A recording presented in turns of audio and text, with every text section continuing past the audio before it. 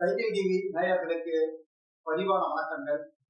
நமது அரங்கத்திற்கு வந்துள்ள சிறப்பு விருந்தினர் பேராசிரியர் ஐயா ஜெயபாலன் அவர்கள். ஐயா வணக்கம். வணக்கம் சார். ஜெயபாலன் சார் அவர்கள் வணக்கம். நீங்க பேராசிரியர் பணியில் இருக்கீங்க, புரட்சிகரமான புத்தகத்தை எழுதியிருக்கீங்க. எப்படி அது உங்களால் சாத்தியப்படுது? வணக்கம். டைட்டில் டிவி நேயர்களுக்கும் இந்த வினாக்களை எழுப்புகின்ற என்னோட உரையாடுகின்ற கவிஞர் ரவிதாசன் அவர்களுக்கும் இனிய வணக்கம். பேராசிரியராக இருந்து கொண்டு நான் செய்கிற பணிகளை பற்றி ஐயா கேட்டிருக்கீங்க. எனது வாழ்க்கையை பற்றிய சில குறிப்புகளை இங்கு நான் சொல்லலாம் நினைக்கிறேன். நான் 10/3/1974 அன்று விழுப்புரம் மாவட்டம் செஞ்சி வட்டம் அங்க ஆத்திப்பட்டு என்ற கிராமத்தில், இன்னைக்கு அது மேல்மலையனூர் வட்டம், அங்க கண்ணன் அலமேல் அம்மா அவங்களுக்கு மகனாக இரண்டாவது மகனாக நான் பிறகு. எனது பள்ளிக்காலங்கள் செஞ்சி, அதன் பிறகு செய்யாது, அதன் முதல்ல தொடக்க பள்ளி எங்க நான் பிறந்த ஆத்திப்பட்டு கிராமம், பிறகு செஞ்சி, பிறகு செய்யாது என்று பல இடங்களில் அமைந்தது. பிறகு எனது இளங்கலை பட்டப்படிப்பை மயிலாடுதுறை தருமபுரம் ஆதீனத்துல பிலிட் பட்டத்தில் பயின்றேன். பிறகு மதுரை காமராசர் பல்கலைக்கழகத்தில் MA முதுகலை தமிழ் இலக்கியம் படித்தேன். அதன் பிறகு ஒரு 3 ஆண்டுகள் டெக்னிக்கல் கோர்ஸ்னு அந்த TF-Tech diploma in film technology Chennai Taramani அரசு திரைப்படம் தொலைக்காட்சி பயிற்சி நிலையத்தில் படித்தேன். இதன் பிறகுதான் நான் இந்த கல்லூரி பேராசிரியர்களுக்கான தேர்வுகளை எல்லாம் எழுதி மாநில அளவில் 4வது இடம் பெற்று அதுக்கப்புறம் இங்கே சென்னையில பேராசிரியராக ஆன பிறகு உடனடியாக நான் என்ன செஞ்சேன்னா, என்னுடைய முனைவர் பட்டத்தை திரைப்படம் தொடர்பாகவே எடுத்து ஆய்வு செய்து அந்த டாக்டரேட் 2007 வாங்கினேன். 2000 பணிக்கு வந்தவுடன் நிறைய நான் மாணவ பருவத்திலிருந்தே நிறைய கதை கவிதை அந்த மாதிரிலாம் எழுதுவோம். அப்போ திருச்சிராப்பள்ளி வானொலி நிலையத்துல அந்த இளைய பாரதம் நிகழ்ச்சிகள் எல்லாம் எங்களுடைய கவிதைகள்லாம் வரும். அந்த டைம்ல என்னுடைய கட்டுரைகள் பல பத்திரிகைகள்லயே வந்திருக்கு. இப்படி எழுத்து பணி, கவிதைகள் அப்படின்னு சின்ன வயசுல இருந்தே இருந்த அந்த அனுபவம், அந்த பயிற்சி, பேராசிரியர் ஆன பிறகு நிறைய நூல்கள் எழுதுவதில் எனது ஆர்வம் சென்றது. அந்த அடிப்படையில தமிழ் இலக்கியம் மட்டுமல்லாமல் நிறைய மறைக்கப்பட்ட முன்னோடிகளை வெளியே எடுத்து கொண்டு வருவது, பல கால வெள்ளத்தினாலும் பல்வேறு சூழல்களினாலும் இங்க தமிழ் இலக்கியம் என்ற பரப்பு, அன்பு நேயர்களே உங்ககிட்ட மனதிலிருந்து சொல்லணும் சில விஷயங்கள்லாம். எந்த மொழியிலும் கவிஞர்னு ஒருத்தர் பேர் எடுக்கலாம், ஆனா தமிழ் மொழியில் எடுப்பது கிடைக்கும். ஏனென்றால் அந்த அளவுக்கு கவிழனும் வரணனும் இன்னும் சங்ககால புலவர்களும் ஏராளமான அறிஞர்களும் பிறகு திருவள்ளுவரும் ஔவையாரும் இன்னைக்கு சமகாலம் வரை நிறைய படைப்பாளிகள் இருக்கிற மொழி இந்த மொழி. இப்படிப்பட்ட மொழியில பல கவிஞர்கள் வெளியே தெரியாம இருக்கிறாங்க. அப்படி தெரியாம இருக்கிற கவிஞர்களையும் தேடி வெளிக்கொண்டு வருகின்ற வேலை என்னையும் அறியாமல் நம்ம என் மேல வந்து அமைந்தது. அப்படிதான் அரசு பணிக்கு வந்த பிறகு முருகேச பாகவதர் என்ற கவிஞர் இங்கே சென்னை வில்லிவாக்கத்தில் இருந்தார். அந்த அவர் மகா மதுர கவிஞர் என்று அழைக்கப்பட்டவர். அந்த காலத்தில் பெரும் தலைவர்களாக விளங்கிய தந்தை பெரியார், அவருக்கு முன்னாடி இருந்த சமகாலத்தில் இருந்த ராவ் பகதூர், MC ராஜா, இன்னும் பல தலைவர்களால் பாராட்டப்பட்டவர். அண்ணல் காந்தியடிகள், டாக்டர் அம்பேத்கர் போன்றவர்கள் எல்லாம் நேரடியாக சந்தித்தவர்.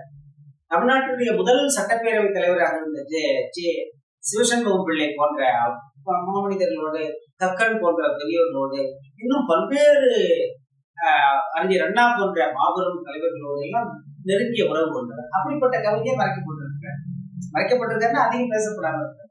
அவரை தேடி மறுபதிப்பு செஞ்சோம்.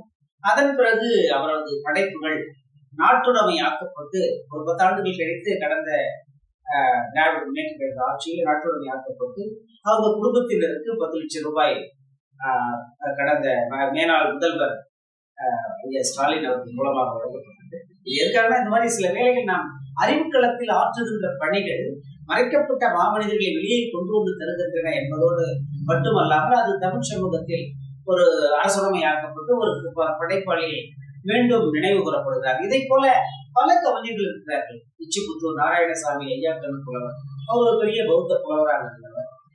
அதை போலவே இங்கே சென்னையில கல்பட்டு முத்து ராவணன், ராவணன் என்று அழைக்கப்படக்கூடிய கவிஞர், இன்னும் பல கவிஞர்கள். இங்கே சென்னை பெரம்பூர்ல தாய்மண் இலக்கிய கழகத்தை நடத்திய ஐயா கவிஞர் கவிப்பேரரசு அருமைநாதன் என்ற பெரிய ஆளுமை, இப்படி பல ஆளுமைகள் இருக்காங்க.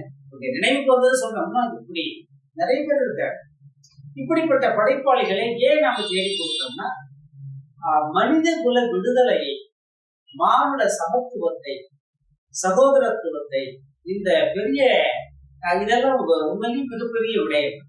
இதை சரியாக இந்த தமிழ் சமூகத்தை முன்னெடுத்து சென்றவர்கள் யாரோ அவர்களை நாம் எடுத்து கொடுக்க வேண்டிய தேவை. ஒரு 100 பக்க புத்தகத்துல கொடுக்க வேண்டியத ஒரு கவிஞர் ஒரு பாட்டி சொல்லிவிடணும், அதுதான் கவிதை சிறப்பு. அப்படி பல சிறப்புகளை முருகேச பாகவதர் அவருடைய கவிதையில பார்க்கணும். சின்ன பாட்டை சொன்னா சரியா, மந்திரமாவது சோறு, மானத்தை காப்பது ஆடை, சுந்தரமாவது வீடு, துதிக்கப்படுவது அன்பு, வெந்துயர் தீர்ப்பது கல்வி, மேன்மை அளிப்பது இங்கு ஒழுக்கம், சிந்தை கவர்வது தியாகம், இந்த செகத்தில் உயர்ந்தது அறிவே என்று ஒரு 4 வரி பாட்டு. இதை பார்த்தவுடன் நமக்கு ஞானசம்பந்த பெருமான் பாடிய திருநீற்று பதிகம் நினைவுக்கு வரும். அது ஒரு காலத்தில் இருக்கிற சைவ இலக்கியத்தில் இருக்கிற அந்த பாடல். ஆனா அப்படியே வேறு விதமாக எப்படி நமக்கு பட்டுக்கோட்டை கல்யாண சுந்தரம் அவர்கள் காயமே இது மெய்யடா, இதில் கண்ணும் கருத்தும் மையடா என்று எழுதினார். காயமே இது மெய்யடா என்பது சித்தர் பாடல். ஆனால் 20ஆம் நூற்றாண்டில் அவர் புதிய கண்ணோட்டத்தில் இந்த உடல் மெய்யானதுதான், நாம் ஆற்ற வேண்டிய சாதனைகளை ஆற்ற வேண்டும் என்று பட்டுக்கோட்டை கல்யாண சுந்தரம் எழுதியதை போல பல கவிஞர்கள் இருக்கிறார்கள். அவர்களை எடுத்து வெளியே இது மட்டுமல்லாமல் தமிழுக்கும் பௌத்தத்திற்குமான உறவுகள் குறித்து, பௌத்தம் என்பது ஒரு பெரிய மீள் சொல்லாடலாக தமிழ் சமூகத்தில் பெரிய அளவில் கொண்டாடப்பட்ட சமயம். பழைய காலத்தில் பௌத்தமும் ஜெயினமும், பிறகு சைவ வைணவம் மிகப்பெரிய அளவில் தமிழ் மண்ணில் வளர்ந்தன. பிறகு ஒரு 14-15ஆம் நூற்றாண்டுக்கு பிறகு இஸ்லாம், கிறிஸ்துவம் போன்ற சமயங்களும் இருக்கின்றன, வளர்ந்து வந்தன. இன்றைக்கு எல்லா சமயங்களும் இருக்கிறது. மனிதர்கள் இன்றைக்கு ஒரு நவீன மனிதர்களாக நாம் அனைவரும் மாறி இருக்கிறோம். இப்படி மாறி இருக்கின்ற சூழலில் பௌத்தத்தினுடைய சிந்தனைகள் பண்டித அயோத்திதாசருக்கு பிறகு தமிழ் சமூகத்தில் அவரது எழுத்துக்கள் மறுமதிப்பு செய்யப்பட்ட பிறகு ஒரு பெரிய எழுச்சி வந்திருப்பதை பல களங்களில் வேலை செய்யும் தமிழ் அறிவாளிகள் அனைவருமே உணர்ந்திருக்கிறார். அதை பெரியாருக்கு முன்னர், டாக்டர் அம்பேத்கருக்கு முன்னர் அகில இந்திய அளவில் பௌத்தத்தை ஒரு விடுதலையின் அடையாளமாக, ஒரு எமான்சிபேட்டரி ஐடென்டிட்டி ஆஃப் ரிலிஜியன் என்று அலைசியஸ் குறிப்பிடுவதை போல, ஐயா சமூகவியல் அறிஞர் அலைசியஸ் அவர்கள் குறிப்பிடுவார். அதை போல ஒரு விடுதலைக்கான அடையாளமாய் சமயத்தை அயோத்திதாஸ் பண்டிதர் எடுத்து செய்திருக்கிறார். அந்த அடிப்படையில அடுத்த கட்டத்தில் அயோத்திதாஸ் பண்டிதர் சொல்வதற்கு அந்த பௌத்தம் என்ற விஷயத்தை நாம் உள்வாங்கிய பிறகு எனக்குள் பௌத்தத்தின் அடிப்படை கோட்பாடுகள், தமிழினுடைய அடிப்படை கோட்பாடுகள், இதையெல்லாம் ஒன்றிணைத்து பார்க்க வேண்டும் என்று தோன்றியது. இந்த இரண்டுமே பல எதிர்ப்புகளை இந்திய துணைக்கண்டத்தில் சந்தித்து வருகின்ற மரபுகள். மொழி என்ற அடிப்படையில் தமிழ் மீதான, தமிழ் ஒருவேளை அழிந்து போயிருந்தால் அதனுடைய பெருமைகளை ஒத்துக்கொள்வார்கள். ஆனால் தமிழ் அப்படி அழியாமல் காலந்தோறும் முன்னை பழமைக்கும் பழமையாய், பெண்ணை புதுமைக்கும் புதுமையாய், என்றைக்கும் அது ஒரு கன்னித்தமிழாக, அது அதனால்தான் கன்னித்தமிழ் சொன்ன நித்திய கன்னியாக இது வளர்ந்து வருகிறது, காலத்திற்கேற்ப வளர்ந்து வருகிறது. அதை போலவே பௌத்தத்தின் மீது மிகப்பெரிய தாக்கங்கள் நடந்தாலும் ஒரு இடத்தில் அழுத்தினால் அது இன்னொரு இடத்தில் வளரும் என்பதை போல இந்திய மண்ணிலே பௌத்தம் அழிக்கப்பட்டால் உலகம் முழுவதும் வளர்ந்தது. இன்றைக்கு உலகம் முழுவதும் இருக்கிறது. இலங்கை மண்ணிலே அது தமிழர்கள் அங்கே சில அரசியல் செய்திகளை நாம் பார்ப்போம். அங்கு தமிழ் நசுக்கப்பட்டாலும் ஆனால் உலகம் முழுவதும் தமிழ் இன்னைக்கு வளர்ந்தது. இப்படி தமிழுக்கும் பௌத்தத்துக்குமாக ஒப்பிட்டு பார்க்கக்கூடிய மயிலை சீனி வெங்கடசாமி அவர்கள் பௌத்தம் தமிழ்னு எழுதினார். அதன் பிறகு பௌத்த தமிழ் இலக்கிய வரலாறு என்று ஒரு நூலை எழுதினார். அது மிக முக்கியமான ஒரு நூல். அது நவீன கால வரலாற்றை சொல்லுகிறது. அது பின்னர் ஆங்கிலத்திலும் வெளிவந்தது. அதன் பிறகு ஒரு நூலை எழுதினேன், ஒப்பீட்டு நோக்கில் பௌத்தமும் தமிழும். இதில் நிறைய விடயங்களை தமிழுக்கும் பௌத்தத்துக்கும் இணைச்சு பார்க்கிற மாதிரி அந்த விஷயங்களை அதில் இணைச்சு எழுதியிருக்கிறேன். இப்படி பௌத்த மறுமலர்ச்சி முன்னோடிகள், இன்னும் மறைக்கப்பட்ட ஜார்ஜ் கோமகன் சென்னையில இருந்து மாபெரும் பேச்சாளர், அதாவது இங்கே இருந்த இந்த காலத்தில் இருந்த ஷெட்யூல் காஸ்ட் ஃபெடரேஷன், பிறகு குடியரசுக் கட்சி உள்ளிட்ட அமைப்புகளிலும் இருந்தார். திராவிட முன்னேற்ற கழகத்திலும் இருந்தார். அறிஞர் அண்ணா போன்றவர்கள், இங்கே குடியரசுக் கட்சியில அங்க தந்தை சிவராஜ் போன்றவர்கள் அனைவரோடும் இணைந்து தன்னை வளர்த்து கொண்ட மாபெரும் பேச்சாளர், நாடக ஆசிரியர். அவருடைய வரலாற்றையும் எடுத்து தேடி மறுபதிப்பு செய்திருக்கிறோம். முருகேச பகவதர் போலவே இன்னும் பல அறிஞர்கள், கவிஞர்கள் இங்க இருக்கிறார்கள். அவங்களை எல்லாம் தேடிட்டு இருக்கோம். அதற்கடுத்து பௌத்தத்துக்கும் தமிழுக்குமான உறவுகளை பற்றியும் தொடர்ந்து எழுதி கொண்டிருக்கிறோம். கோலார் தங்கவயலில் இருந்த மிகப்பெரிய ஒரு அறிவு கருவூலம் என்று சொல்லக்கூடிய சித்தார்த்தா புத்தகசாலையின் 100ஆண்டு விழாவில் சென்னை பல்கலைக்கழகத்தில் 2019 அங்கு இருந்த பேராசிரியர் பெருமக்களோடு இணைந்து தமிழ் துறை, மொழித்துறை, தமிழ் இலக்கியத்துறையோடு இணைஞ்சி 100ஆண்டு விழாவை கொண்டாடினோம். பிறகு கோலார் தங்கவயலிலும் கொண்டாடினோம்.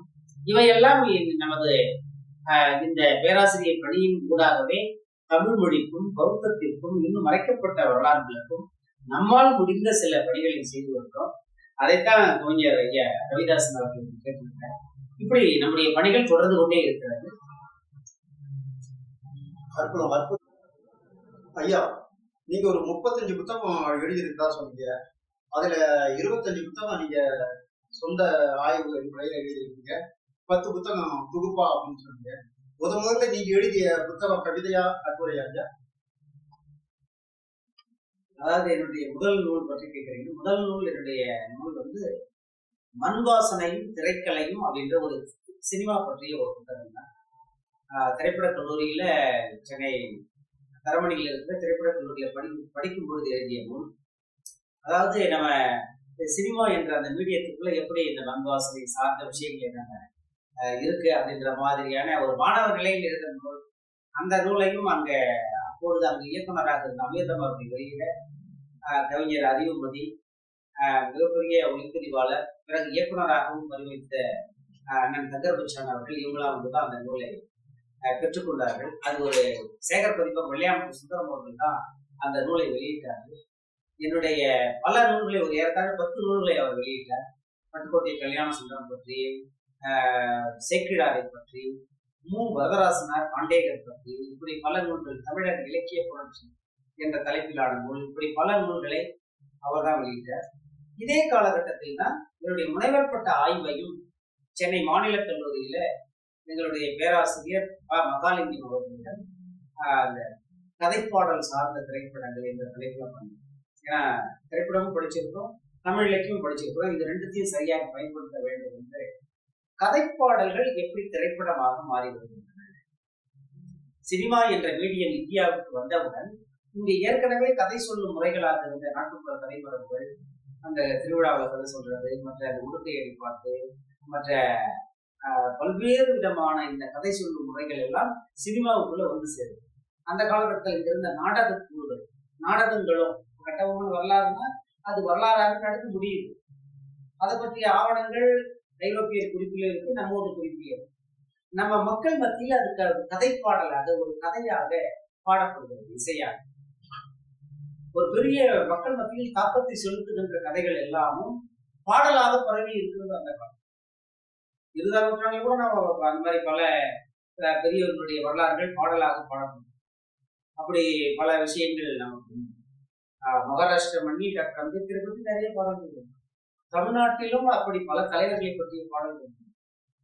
அப்படி இந்த பாடல் மரபு என்பது காந்தி முகாம் காதை என்று கொத்தமங்கலம் சுப்பு ஒரு பெரிய கதைப்பாட்டாவே எழுதினார். அப்படி இந்த பாடல்கள் நாடகமாக ஆகும்போது நாடகமாகுது, அந்த சினிமா என்ற வடிவம் வந்து சினிமாவுமாகுது. ஆனால் இந்த ஒவ்வொரு மீடியத்திற்கும் ஏற்ப பல மாற்றங்களை அது அடைகிறது. எப்படி ஒரே ஒரு புஸ்தகம் 4 பேர் படிக்கிறாங்கன்னா 4 பேருக்கும் அது 4 விதமான பொருளை உணர்த்துவதை போலவே நாடகமாக வரலாறாக இருக்கும்போது இருக்கிற கட்டங்கள், வரலாறாக இருக்கும்போது இருக்கிற மருது சகோதரர்கள், அது வரலாறாக இருக்கும்போது இருக்கிற ராஜா தேசிய நாடகமாக மாறும்போது சில மாற்றங்கள் இருக்கு. அதே போலவே சினிமா வரும்போது சில மாற்றங்கள் வரும். இதைத்தான் எனது ஆய்வாக எடுத்து ஆய்வு செய்திருக்கிறேன். அதை இன்னும் புத்தகமாக்கலை, இனிமேல் ஆக்கணும். ஏனென்றால் இதை விடவும் பெரிய நம்ம முன்னோடிகளுடைய படைப்புகள்லாம் பார்க்கும்போது அதை ஆக்கணும்னு பல வேலைகள் இருக்கிறதுனால இன்னும் ஆக்கல, அதையும் ஆக்கணும். அப்படி தொடர்ந்து நாம இந்த பணி, அதாவது அறிவுலகில் நாம் மாற்றுகின்ற பணி என்பது மிகவும் பெரிய பணி. அன்பிற்கிடையே இந்த நிகழ்வை பார்த்து கொண்டிருக்கிற தமிழ் மக்களுக்கு நான் சொல்வது, இந்த இனத்தை, மொழியை, நாட்டை நேசிக்கின்ற உயர்ந்த பண்பினை நமக்கு மொழி கற்றுக்கொள்ளும். விடையில்லாமல் எடுத்தறிய தீவிரம் இழிதகவை என்று முன்னோர்கள் சொல்லியிருக்கிறார். மொழித்திறப்பின் முட்டறுப்பான் அது முட்டறுத்து முதல் நூல் பொருள் உணர்ந்து கட்டறுத்த விடுபடும்.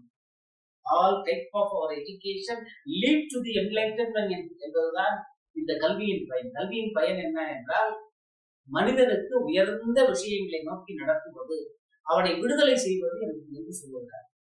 இன்னைக்கு கல்வினாவே கட்டக்கட்டா நோக்கத்திலிருந்து நம்ம மாத்திட்டோம். அதனால பையனை ஃபுல்லா நம்ம மணி மைண்டட் ஆட்களாக நம்ம எல்லாருமே, நம்ம யாரும் தனிப்பட்ட முக்கிய எல்லாருமே நம்ம பேரண்ட்ஸ் வந்து நம்ம பிள்ளைகளே பணம் நம்ம. அதனால் கல்வியினுடைய பயணம் திசை மாறியது. எனவே நாம பாக்குற டிவியில பாக்குறோம், செய்தித்தாள பாக்குறோம், செல்போன்ல நமக்கு வந்து சேருகின்ற செய்திகள் எல்லாம் கல்வி நிறுவனங்களில் மாணவர்கள் ஆசிரியர் அடிச்சுட்டாங்க, ஆசிரியர் மாணவர்கள் அடிச்சுட்டாங்க அப்படின்ற அந்த செய்திகள்லாம் பார்க்கும்போது நம்ம பதறோம். அப்போ கல்வி என்பது மிக உயர்ந்த ஒன்று. ஆனால் கல்வி பணம் என்று நாம் நினைக்கும் பொழுது அதனுடைய நோக்கங்கள் எல்லாம் மாறி, இப்படி நாம் மொழியை சரிவர படித்துக் கொள்ள வேண்டும். அப்படி ஓரளவுக்கு முயன்று நாங்கெல்லாம் படிச்சிருந்தால்தான் இன்னைக்கு ஒரு கல்லூரியில தமிழ்துறை தலைவராக இருக்கிறேன் அப்படின்றதை மகிழ்ச்சியோடு தெரிவிக்கிறேன். இத்தகைய ஆய்வுகளையும் எந்த பிரதிபலனையும் பாராம எங்களுக்கு பரிசு வேணும், விருது வேணும் அப்படிலாம் எதையும் எதிர்பாராமல் நாம் செய்வோம். கைமாறு வேண்டாத கடற்பாடு என்று நம்ம திருவள்ளுவர் சொல்லுகிறார். சமஸ்கிருதத்தில் நிஷ்காமிய கர்மம்னு சொல்லலாம். எந்த பலனையும் எதிர்பார்க்காம நாம் வேலைகளை செய்யணும். அப்படி செய்யும் போதுதான் நமக்கு முன்னோர்களை, இந்த மண்ணில் தோன்றிய மகத்தான தலைவர்கள் எப்படிப்பட்ட தியாகங்களோடு இருந்தார்கள் என்பதையெல்லாம் நாம் எண்ணி பார்க்கணும். அப்படி பார்க்கும் பொழுது நாம் செய்கின்ற வேலை இன்னும் சிறப்பாக செய்வோம். ஐயா, இதுவரை நீங்க சொன்னது அற்புதம். உங்களுடைய முழுமையான ஒரு ஆரோக்கியம் வந்து நீங்க ஆரோக்கிய திறன், உங்களுடைய செயற்பாடுகள் எல்லாம் விரிவா சொன்னீங்க. ஆனாலும் வந்து இதுவரை செய்து இனி நீங்க செய்ய போகும் அடுத்த கட்ட இலக்குன்னா மாணவர்களுக்கு, அதாவது நீங்க PhD மாணவர்கள்லாம் வழிகாட்டக்கூடிய ஆட்களா இருக்கீங்க, அவங்களுக்கு நீங்க சொல்லக்கூடிய விஷயம் என்ன? அதாவது தமிழ் ஆய்வு உலகம் மற்றும் பௌத்தம் இன்னும் அடித்தள மக்கள் விடுதலை என்ற 3 களங்களில் எனது எழுத்துக்களை நான் நிகழ்த்தி வருகிறேன். இதுல தமிழ் ஆய்வு களத்தில் தமிழ் மொழியை, தமிழ் இலக்கியங்களை எளிமைப்படுத்தி இன்றைய இளைய தலைமுறைக்கு தர வேண்டிய கடமை பேராசிரியர்களை கொண்டு நான் அதற்காக நூல்களை எழுத வேண்டும் என்பது எனக்கு தமிழ் என்ற களத்தில் இருந்தது. குறிப்பாக பொருள் இலக்கணம், எடுத்து சொல் இலக்கணத்தை நடத்துவதற்கு நடைபெறும். இப்போ பொருள் இலக்கணம், அக இலக்கணம்னா புற இலக்கணம்னா, யாரும் அக இலக்கணத்தையும் புற இலக்கணத்தையும் படிச்சுட்டு அக இலக்கணத்தை படிச்சுட்டு மனிதன் காதலுக்கு போவதில்லை, புற இலக்கணத்தை படிச்சுட்டு போவதில்லை. ஆனாலும் அதை இலக்கணமாக ஏன் எழுதியிருக்கிறார்கள் என்றால், காதலை நீங்கள் பாடலாக எழுதும்போது எப்படி எழுதணும், காதல் சாராத மற்ற எல்லா விஷயத்தையும் எழுதும்போது புற இலக்கணத்தில் அதை எப்படி எழுதணும்னு நமது முன்னோர்கள் சில இலக்கணங்களை வகுத்திருக்கிறார்கள். அப்ப அதை பற்றி நமது தலைமுறைக்கு சொல்ல வேண்டிய தேவை இருக்கிறது. ஏனென்றால் அவ்வளவு நுட்பமான விஷயங்களை நம்ம தமிழ் இலக்கிய மரபில் பொருளதிகாரத்தில் நமது முன்னோர்கள் தொல்காப்பியர் தொடங்கி பேசியிருக்கிறார். இதை எளிமையாக பிள்ளைகளுக்கு கொடுக்கணும், அது சம்பந்தமாக எழுத வேண்டும் என்று நினைக்கிறேன். இரண்டாவதாக பௌத்தத்தில நிறைய சிந்தனைகள், செய்திகள் இருக்கின்றன. ஏனென்றால் பௌத்தத்தை பற்றி ரைஸ் டேவிட்ஸ் என்ற அறிஞர் சொல்வார், புத்தரது போதனைகளை படிக்கும் பொழுது இன்றைக்கும் நமது பக்கத்துல இருந்து ஒருத்தர் பேசுற மாதிரியே இருக்கு என்று சொன்னார். அதை போல புத்தரது போதனைகள் நவீனமானவை. டாக்டர் அம்பேத்கர் மொழியில் சொன்ன வேண்டும் என்றால், புத்தரது போதனைகள் மிகவும் நவீனமாய், மாடர்னைஸ்ட் என்று சொல்லக்கூடிய அளவில் அந்த சிந்தனை. எனவே அந்த சிந்தனைகளை தமிழ் மொழியில் தர வேண்டும் என்று திரிபிடக தமிழ் நிறுவனம், திரிபிடக கல்வி நிறுவனம் என்று பல அமைப்புகள் தமிழ்ல நமது அன்பிற்கினிய ஐயா அன்பன் அவர்கள், மறைந்த பிக்கு போதிபாலர் அவர்கள் உள்ளிட்டோருடன் இணைச்சு நான் வேலைகளை செய்திருக்கிறேன். அது சம்பந்தமாக சில பணிகள் செய்ய வேண்டியிருக்கிறேன். இன்னும் இந்த மறைக்கப்பட்ட முன்னோடிகள், தமிழ் மொழியில் இங்கே வேலை செய்த பல முன்னோடிகள் இருக்கிறார்கள். அவர்களது படைப்புகளை எல்லாம் மறுபதிப்பு செய்ய வேண்டிய தேவை இருக்கிறது. குறிப்பாக இச்சி புத்தூர் நாராயணசாமி ஐயா புலவர், அவருடைய படைப்புகள், அவர் 1930களிலேயே சித்தார்த்தா புத்தக சாலை வெளியிட்ட திருப்பாசுர கொட்டு, புத்தர் பன்மணி மாலை, இப்படிப்பட்ட பல, மைசூர் சமஸ்தான சரித்திர சாரம், இப்படிலாம் பல நூல்கள் எழுதியிருக்கிறார். அதையெல்லாம் தொகுத்து ஒரு நூலாக செய்து கொண்டிருக்கிறோம். இப்படி பல கவிஞர்கள் அறிஞர்கள், எழுத்தாளர்கள் இங்கே மறுபதிப்பு செய்யப்பட வேண்டியவர்களாக இருக்கிறார்கள். அதை பற்றிய விஷயங்களை தேடிக்கொண்டிருக்கிறோம். அதை போலவே இங்க சமூக ஜனநாயகத்திற்கு, சமத்துவத்திற்கான குரலை எல்லாம் யார் ஓங்கி விழித்தார்களோ அந்த குரல்களை எல்லாம் இணைத்து பார்க்க வேண்டிய பொதுவுடைமை இயக்கம், தலித் விடுதலை இயக்கம் மற்றும் பௌத்த இயக்கங்கள், தமிழ் தேசிய இயக்கங்கள் எல்லா இடங்களிலும் இருந்து வந்த சமூக நீதி கருத்துக்களை எப்படி எளிமைப்படுத்தி அடுத்த தலைமுறைக்கு கொடுப்பது என்பது மிக தேவை. அவரவர்கள் இருந்து அவரவர்கள் வீட்டுல வேலை செய்து கொண்டிருப்பதை போல அறிவாளர்கள் செய்துவிட முடியாது. முற்போக்கு கூறுகளை எல்லாம் ஒன்றிணைத்து அடுத்த தலைமுறைக்கு தருகின்ற மகத்தான பணி அறிவுலகத்திற்கு அந்த அடிப்படையில் சில வேலைகளையும் செய்ய வேண்டியிருக்கிறது என்பதை கூறி, இந்த ஒரு இனிய வாய்ப்பை நமது கைக்கல் டிவியில் வழங்கி இருக்கிற அன்பிற்கினிய நிறுவனர் புருஷோத்தமன் அவர்களுக்கும் சிறந்த ஒரு உரையாடலை ஏற்படுத்தி தந்த அன்பிற்கினிய கவிஞர் ரவிதாசன் அவர்களுக்கும் இனிய வணக்கத்தை கூறி, இந்த எல்லோரும் இன்புற்று இருப்பதுவே அல்லால் வேறொன்று அறியேன் பராபரமே என்று தாயுமான சுவாமிகள் சொல்லுகிறார்.